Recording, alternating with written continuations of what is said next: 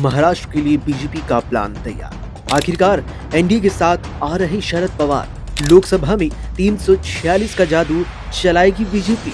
महाराष्ट्र में इन दिनों राजनीतिक उथल पुथल मची है।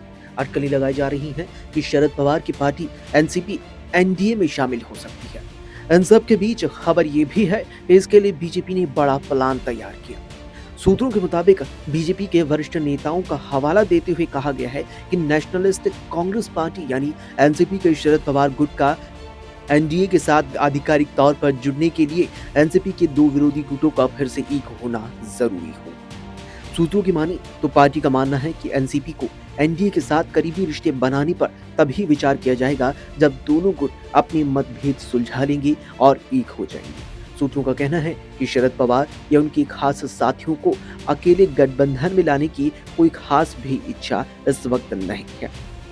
उधर महाराष्ट्र में बीजेपी और एकनाथ शिंदे वाली शिवसेना के साथ मिलकर सरकार चलाने वाली एनसीपी भी अपनी उम्मीदों को लेकर मुखर है। शुक्रवार को पार्टी ने कहा कि उसके कार्यकर्ता चाहते हैं कि अप्रैल में शपथ लेने वाले राज्यसभा सदस्य पार्थ पवार को भविष्य में होने वाले किसी भी कैबिनेट विस्तार के दौरान केंद्रीय मंत्रिपरिषद में शामिल किया जाएगा। ये नई अटकलें एनडीए सरकार की उस योजना के साथ सामने आई है जिसके तहत सोमवार से शुरू हो रहे संसद के मानसून सत्र में संविधान में 131वां संशोधन विधेयक पेश किया जाना है। इस विधेयक का मकसद लोकसभा सीटों की संख्या बढ़ाकर 850 करना और नए सिरे से परिसीमन की प्रक्रिया शुरू करना है। एनसीपी के पास लोकसभा में 8 और राज्यसभा में 1 सीट है।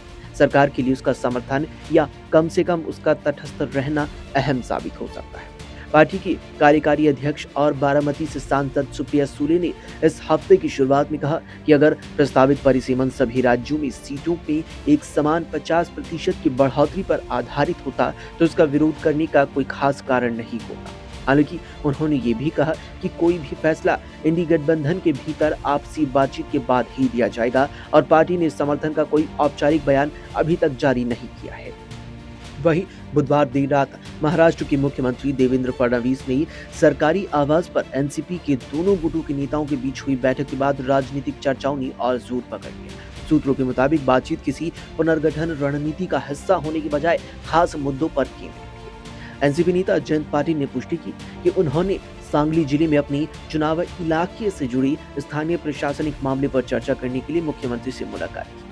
वहीं पार्टी ने एकनाथ शिंदे से भी मुलाकात की और उनसे उरुण इस्लामपुर नगर परिषद के अध्यक्ष आनंद राव मालगुंडे और पार्षद सुनील मालगुंडे को कथित अतिक्रमण मामले में अयोग्य ठहराए जाने के संबंध में हस्तक्षेप करने का आग्रह किया। खबर है कि शरद पवार ने खुद पिछले हफ्ते डिप्टी सीएम एकनाथ शिंदे के ऑफिस में अपने विधायकों के साथ बैठक की थी। सोले ने इस जगह के चुनाव को महज एक इत्तेफाक ही बताया।